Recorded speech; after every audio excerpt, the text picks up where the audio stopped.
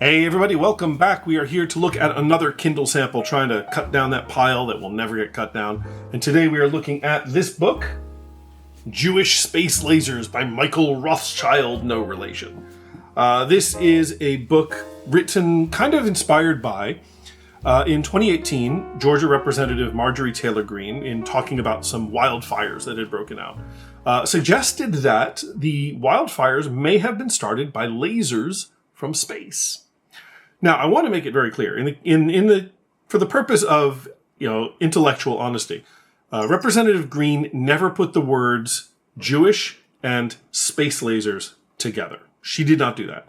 However, in her post that she wrote about this theory that space lasers were causing wildfires, she did mention the Rothschild family. And anybody who knows anything about really, really classic anti-Semitism knows that the Rothschild family is a very famous, wealthy Jewish banking family that has been at the center of a lot of conspiracy theories for a very, very long time. And that's what this book is about. In fact, the front cover matter of this says the Rothschilds and 200 years of conspiracy theories. And I might say, I love this cover. The all-seeing eye in the middle and the laser menorahs, great. But yeah, that is kind of what the book is about, I assume, because I need to read the sample. So why don't I get into that and read the sample? Conspiracy theories, space lasers, it'll be great. All right, so let me read that and I'll be right back to tell you what I think. Stay there. All right, this was fun. This is very niche history writing. If you like really, really, really narrow-focused history, I think you might enjoy this. The author, Michael Rothschild, no relation, says that this is not really meant to be a biography of the Rothschild family. He really wants it to be more about he says it's the biography of an idea. The idea being, number one, that Jews control everything, and number two, the Rothschilds are sort of the kings of the Jews, as it were.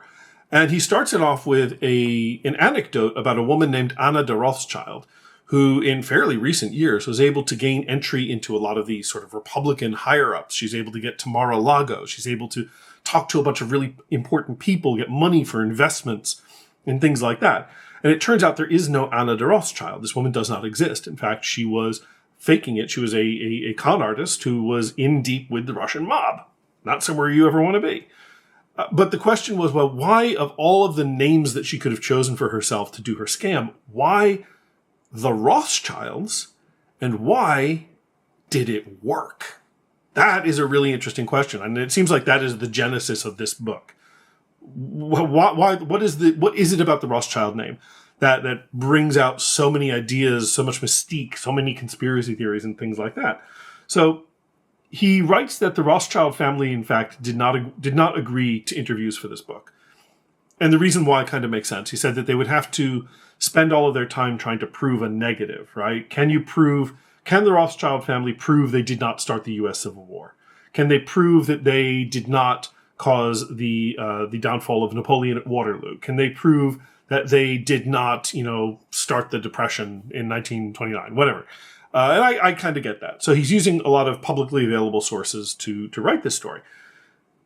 And he takes us back to sort of the beginning of the Rothschild family. In the earliest history he's got is about the late 1500s, and kind of starts following the family fortune through the Napoleonic era up to the 19th century and up to right now. And he's kind of using it to explore modern Jewish anti-Semitism. And this is where there's actually a lot of crossover between this book and Hannah Arendt's book on totalitarianism, which we read right here.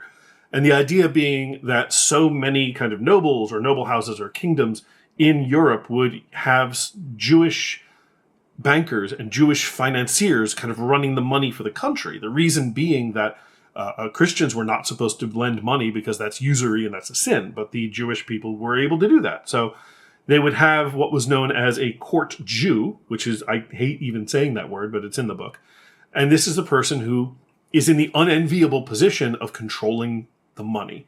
I say unenviable because they are the ones when people want to curry favor, this is the person they go to. When they can't get a loan, this is the person they hate. And it's a way to insulate the noble, if you will, from the sort of antipathy and the anger that is generated when it comes to money, when it comes to spending. And so you find these people in a very precarious situation. They control all the money, but they are technically not in charge of the government. And long story short, too late, they become the focus of this sort of idea that there are Jewish people in control of everything. And the whole sort of, that whole mythology begins to take shape and spawn, and it just sticks in people's heads. And somehow the Rothschilds kind of became very, very emblematic of that, because this family was able to build a very, very powerful financial empire. They were able to make a ton of money, put themselves in very advantageous positions. They, the children of the Rothschild patrician, Meyer Amschel Rothschild, ended up founding their own houses around Europe. They dealt with every major government. They had a lot of power. And so it's not surprising that someone would look at the Rothschild family and say, wow, these guys have a lot of money and a lot of power. What are they doing with it? And it didn't help when, for example, they would find themselves on the opposite sides of a war, right? Where they found out, like, oh, we've been selling stuff to the Austro-Hungarian Empire and what would eventually become Italy, and they're fighting right now. Please don't quiz me on if that's a correct war. I don't remember. But that's the point, right? They had been dealing with both sides, and that doesn't look good. That never looks good. So that's kind of where the sample leaves off, is sort of giving us the foundation work of who the Rothschilds are, what their history is, and what sort of is the basis of modern anti-Semitism. And so what I guess the rest of the book is going to cover are these conspiracy theories, are the reasons why it is such an attractive notion to blame this family of all families for so many terrible things that go on, and why it should eventually land in the mind of a representative from Georgia that they somehow have space lasers to start wildfires for reasons. So it's really, the writing is really good. I enjoy reading it. It's very well, it's well handled. It's well written. It's easy to read. It's not quite as, when talking about the history of European anti-Semitism, it's not quite as ponderous as Hannah Arendt's book was. And I think it would be fun, like I said, as an example of really, really niche history.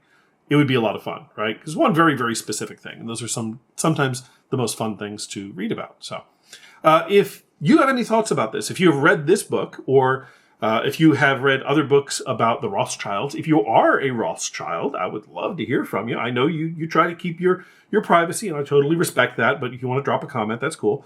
Also, if you are a member of a globe-spanning, multi-generational, multinational conspiracy that actually controls everything, I've got a few ideas for you. And if you want to extend an invitation, I wouldn't say no. Just saying.